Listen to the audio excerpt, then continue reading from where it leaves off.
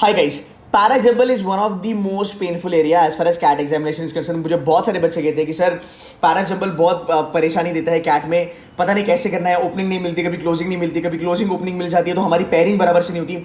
So guys, in this video I am gonna show you how do you actually crack CAT की actual parajumble in less than 1 minute. Trust me, ये possible है। मैं हर साल बच्चों को ये बताता हूँ और बहुत सारे बच्चे अच्छा स्कोर लेके आते हैं। And parajumble is a part of verbal ability. यार verbal ability has always been a game changer in cat.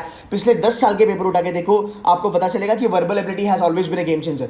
दूसरी बात, अगर मैं बात करूं पैराजम्बल के बारे में, आज जो मैं क्वेश्चन उठाऊंगा वो क्वेश्चन है बेसिकली कैट 2020 का स्लॉट 1 का एक पैराजम्बल। और इस टाइप के पैराजम्बल ना हर साल आते हैं, ये एक पेटेंट है कैट का। आप हर साल देखोगे कि जो टाइप अभी मैं करवा रहा हूं उसका हर साल आपको एक टाइप का पैराजम्बल मिलेगा। शॉर्ट पेपर अगर अच्छा आ गया तो राउंड अबाउट 2 या 3 भी पैराजम्बल उसी टाइप के मिलेंगे। आप पिछले 10 साल के पेपर उठा के देखो, it's gonna be very helpful to you. मेरे जितने सारे बच्चे जो हमारे IIT NIT जो बच्चे थे जिनको VRC से बड़ा प्रॉब्लम होता था, जिनका स्कोर नहीं आता था, यार उन बच्चों ने भी 97-98 परसेंटाइल आया। और जो हमारे अच्छे बच्चे थे जिनको VRC प्यारा लगता था, दे एंड अप स्कोरिंग 99.50++। तो ये जानना बहुत जरूरी है कि यार इसका एक अप्रोच कैसे होता है। सो इन दिस वीडियो, ये वीडियो यार एंड तक देखना, हड़बड़ी में मत देखना, शांत दिमाग से देखना, आपको इसका फायदा होगा। Now let's begin with this question. This question is been taken from CAT 2020 actual paper slot 1.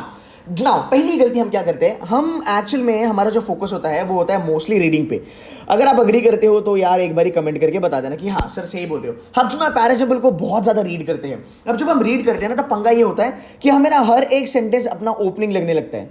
या सुनो, जितना पढ़ोगे उतना ओपनिंग, हर एक सेंटेंस हमें ओपनिंग लगता है। दैट इज द रीजन हम पैराजम्बल में एक्यूरेसी नहीं ले पाते हैं। मेरा जो अप्रोच है, ये जो मैं अप्रोच आपको बताऊंगा, आप हमारी जो एक टॉपर है, her name is Simran got 99.17 percentile in CAT 2020। She is currently studying in FMS Delhi, right. उनका एक वीडियो था जो हमने अभी रिसेंटली अपलोड करा था। उसने सिमरन ने कहा था कि ये जो अप्रोच है वो उसको बहुत ज़्यादा हेल्प किया to boost her score in the actual CAT paper.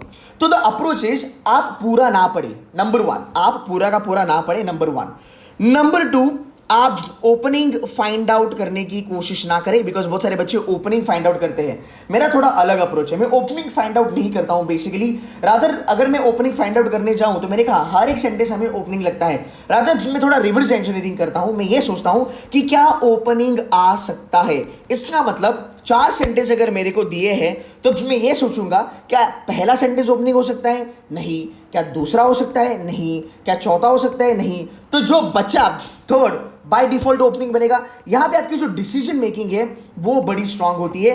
This is exactly what you need to understand. हाँ, अगर आप प्रो लेवल हो, अगर आपको इंग्लिश अच्छी समझ में आती है तो आप रीड करो, आपको फायदे होगा, पर आपका रीडिंग स्पीड भी अच्छा होना चाहिए, राइट। सो यहाँ पे ये जो कीवर्ड वाला जो खेल है ना, वो आपको बहुत ज्यादा काम देगा। So what I do generally, I will be reading parajumble एकदम थोड़ा सा, रादर मैं इतना ही पैराजम्बल पढ़ूंगा, इसके आगे मैं पैराजम्बल नहीं पढ़ूंगा। सर ऐसा क्यों करते हो आप? ये अप्रोच क्या है? बिकॉज हमने देखा है मोस्टली जो फैकल्टीज होते हैं वो तो पूरा का पूरा पढ़ते हैं।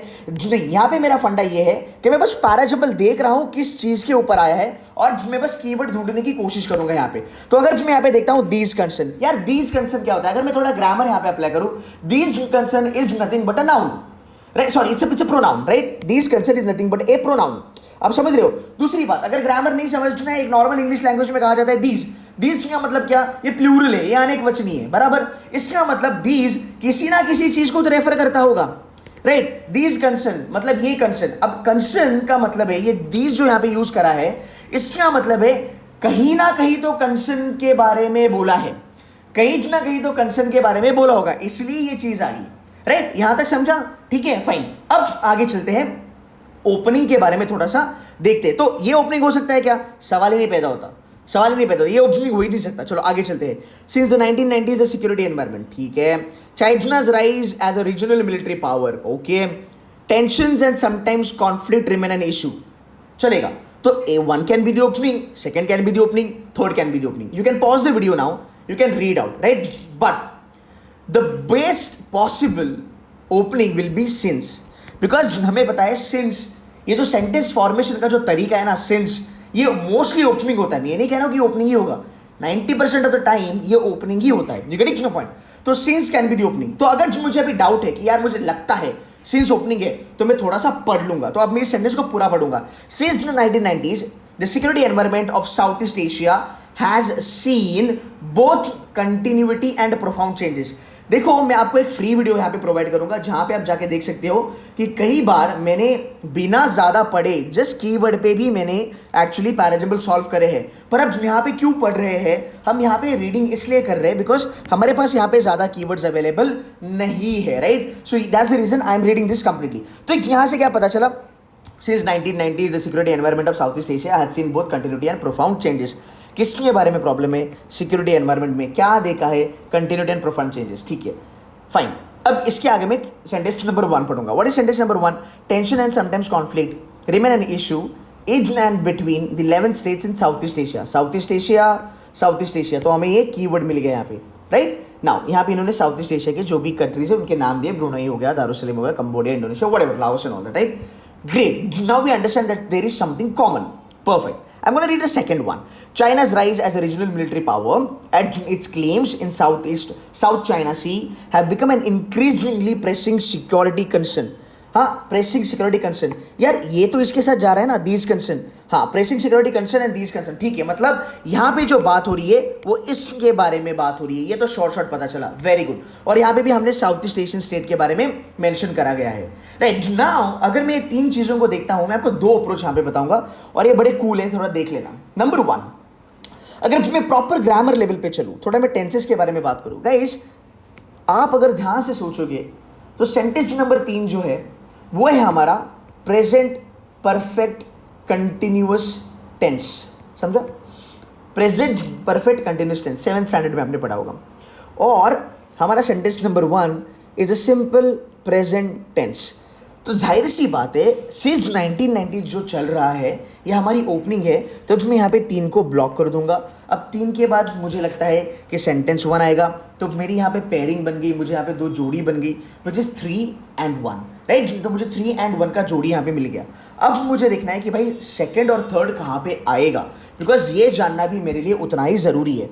अब मोस्टली क्या होता है ना, हम 3-1 और लेट्स से 4-2 ऐसा हम ओपनिंग पकड़ लेते हैं, and that is the reason ये जो पेयरिंग होती है बहुत बारी वो गलत जाती है, बिकॉज हम ये 2 और 2 4 सेंटेंस को हम जोड़ नहीं पाते हैं। बिकॉज देखो गलत बात क्या होती है, 3-1 का जोड़ी है मान लिया, 4-2 का जोड़ी हो सकता है मान लिया, ठीक है, मैं आपको एक एग्जांपल दे रहा हूँ, बट यार आपको 1 और 4 का भी जोड़ी देखना पड़ेगा। आप समझ रहे हो मैं क्या कह रहा हूँ? ये पैराजम्बल है, ये एक ऑर्डर है और हर एक सेंटेंस उस ऑर्डर में होना चाहिए। इसका मतलब अगर 3 और 1 का जोड़ी बना, मतलब 3 और 1 एक दूसरे के साथ कनेक्टेड है, और अगर मान लो 4 और 2 का जोड़ी बना, मुझे नहीं पता, मैं अभी ये सॉल्व करूंगा, तो 4 और 2 का तो जोड़ी है, पर यार 3 और 1 और 4 का भी तो जोड़ी बनना चाहिए, तभी जाके ये ऑर्डर बनेगा, राइट।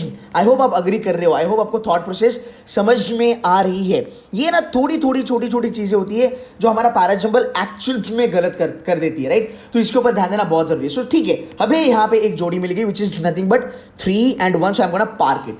अगर मैं थोड़ा ध्यान से देखता हूँ, यार 3 थोड़ा ब्रॉड है, हाँ, नंबर 1 उससे कम ब्रॉड है, और number 2 is little bit broader then the number 1। तो ये थोड़ा नैरो डाउन अप्रोच हो रहा है। आप समझ रहे हो, चीज़ें थोड़ी स्पेसिफिक बनती जा रही है, जनरल से चीज़ें थोड़ी स्पेसिफिक बनती जा रही है, एंड दैट्स द रीज़न। अगर हम देखेंगे तो 3 and 1 का जोड़ी बनने के बाद अब यहाँ पे पॉसिबिलिटी क्या है, 3-1 बन गया तो 4-2 आ सकता है, बट 4 में बोला है दीज कंसर्न, तो दीज कंसर्न पहले कैसे आ सकता है, राइट। पहले हमें कंसर्न के बारे में बात करना पड़ेगा। तो 3 and 1 का जोड़ी बन गया एंड यहाँ पे 2 और 4 का जोड़ी बन गया, राइट। बिकॉज चाइना में क्या बोला है, चाइना का जो राइज है एज अ मिलिट्री पावर और उसका जो क्लेम है साउथ चाइना सी में, राइट, वो एक सिक्योरिटी कंसर्न बन चुका है। किसके लिए? साउथ ईस्ट एशिया की जो कंट्रीज है, और यहाँ पे हमने ओपनिंग में ही बोला है सिक्योरिटी एनवायरनमेंट, राइट। तो हमने पहले ओपनिंग ढूंढा सीन्स की वजह से, फिर साउथ ईस्ट एशिया अपना एक हमें क्लू मिल गया, जो साउथ ईस्ट एशिया की जो कंट्रीज है वो यहाँ पे मेंशन करी है। फिर वो प्रॉब्लम क्यों हुआ, सिक्योरिटी का कंसर्न क्यों बना, बिकॉज ऑफ चाइना, तो ये यहाँ पे 2 में आया, और ये जो कंसर्न्स है वो 4 में, यहाँ पे एक डेमोन्स्ट्रेटिव प्रोनाउन हमें मिला है, तो आपका फाइनल आंसर होगा 3-1-2-4। तो अगर आप देखोगे ये रूल्स फॉलो करने की वजह से आपका जो आंसर है वो शॉर्ट बन जाता है। अब आप बोलोगे कि सर हम ग्रामर के रूल्स यहाँ पे क्यों यूज़ कर रहे हैं। देखो गाइज, एक चीज़ आप अग्री करोगे, अग्री करते हो तो कमेंट करना। कोई भी जो लैंग्वेज बनती है ना गाइज, कोई भी जो लैंग्वेज बनती है वो ग्रामर प्लस वोकैबुलरी से बनती है, बराबर, अग्री करते हो। अब दूसरी चीज़, ये जो पैराजम्बल जो आते हैं ना, ये पैराजम्बल मतलब होता है ऑर्डर। अब ये कहाँ से उठाए जाते हैं? जो पेपर सेटर है, ये पैराजम्बल वो लोग उठाते हैं न्यूज़पेपर से, आर्टिकल से, जर्नल से, बराबर। अब जब कोई ऑथर न्यूज़पेपर या फिर कोई आर्टिकल या फिर कोई जर्नल लिखता है तो लैंग्वेज के रूल्स तो फॉलो करेगा, राइट। तो ये जो पैराजम्बल है, अगर मैं इसको क्लब कर दूँ तो ये छोटा सा आरसी बन जाता है। तो अगर ये छोटा सा आरसी किसी ने लिखा है, ये आर्टिकल किसी ने लिखा है, तो उसको ग्रामर के जो रूल्स है वो बाय डिफॉल्ट यूज करने ही पड़ेंगे। अगर वो ग्रामर के रूल्स यूज करे बिना आर्टिकल लिखता है, पहली बात तो वो आर्टिकल किसी के समझ में नहीं आएगा, दूसरी बात वो कभी न्यूज़पेपर में प्रिंट नहीं होगा। तो गाइस अंडरस्टैंड दिस, आपको रूट पे खेलना है। बेयर मिनिमम चीज़ ये जो होती है, जो बेसिक चीज़ है पैराजम्बल की, आपने वो पकड़ी, आपका लाइफ सॉर्टेड है, ये right, getting point. So that is the reason यार, मैंने देखा है बहुत सारे लोग कुछ कुछ रूल्स बनाते हैं, वो सेंस भी नहीं बनते। तो आपको वो सब रूल्स में नहीं पढ़ना है, आपको जो शॉर्ट है विच इज ग्रामर रूल, आपको उस पर खेलना है और आपका आंसर बनना ही बनना है। ये बड़ी शॉर्ट सी वीडियो थी, अगर आप देखोगे मैं आपको एक फ्री वीडियो प्रोवाइड करूंगा। इट्स अराउंड अबाउट 48 मिनट्स का मेरा सेशन है, 48 मिनट्स का मेरा सेशन है। ये सेशन हुआ है लाइव सेशन मेरे यूट्यूब के चैनल पे, इसके लिंक में कमेंट बॉक्स में डाल दूंगा। ये सेशन एक बार देख लेना, तुम्हारा दिमाग पूरा खुल जाएगा एंड पैराजम्बल में एक्यूरेसी आएगी। Moreover, if you want to do very well in CAT, then there is one more thing. What you can do is you can actually enroll for this VRC score booster. ये actually live lectures है यहाँ पे जितनी भी चीज़ें हमने करी है, ये पूरी की पूरी लाइव लेक्चर्स हमने करी है यहाँ पे। So this program is now available for you guys, जहाँ पे हमने बहुत सारी चीज़ें करी है। अगर आप देखोगे पैराजम्बल के मैंने एक्चुअल क्वेश्चंस कराए हैं, राउंड अबाउट कैट 17 से लेके कैट 20 के हर एक क्वेश्चन कराया है शॉर्टकट के साथ, राइट। ऑड वन आउट भी हमने कराया है 17 से लेके 20 तक का, पैरा समरी भी हमने करे हैं। इन दिस वर्कशॉप हमने 10 सेशंस दिए हैं आपको रीडिंग कॉम्प्रिहेंशन के, तो आपका वर्बल एबिलिटी भी स्ट्रांग होगा, आपका रीडिंग कॉम्प्रिहेंशन भी स्ट्रांग होगा।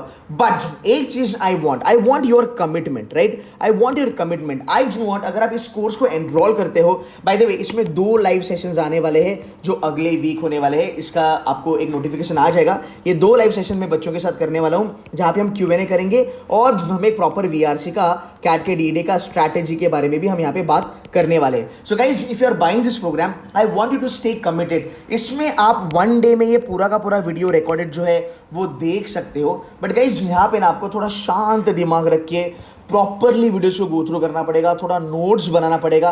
ट्रस्ट मी, हमारे पास ऐसे बच्चे आए थे जिनका स्कोर नेगेटिव में था, today they are scoring more than 80 percentile.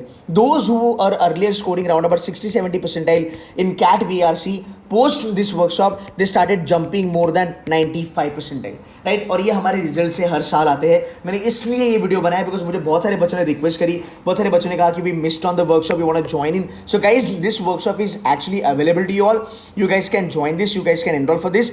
और एक बार एनरोल करोगे ना, थोड़ा प्रॉपरली इसको कमिटेड रह के फिनिश करना, ट्रस्ट में आपका स्कोर बनेगा, there is no doubt about it. आपका स्कोर डेफिनेटली बनेगा बिकॉज जो भी हमने करा है कैट के लेवल के ही, रात हमने कैट के ही क्वेश्चन सॉल्व करके आपको दिखाए हैं और वो हर साल से मत है। जब आप ये वीडियो लगाओगे ना, जब आप पैराजम्बल की वीडियो लगाओगे ना 2017, 18, 19, 20, आप देखोगे कि यार ये तो कॉमन है यार, ये 17 में भी था, 18 में भी था, 19 में भी है, 20 में भी है, and I can very well expect the same thing in 2021। तो ये चीज़ें जो है जो बहुत स्ट्रेटेजिकली आपको पढ़ाई गई है। So guys, that's it from my side. I hope this video helps you. There will be lot of sessions I will be doing, कुछ मैं लाइव लेक्चर्स भी करूंगा on my YouTube channel. So if you new to my channel, kindly subscribe and stay tuned to Seductive Mentors. Guys, do like the session अगर content अच्छा लगा हो तो, and that's it from my side. Wish you very happy Diwali, take care, bye bye.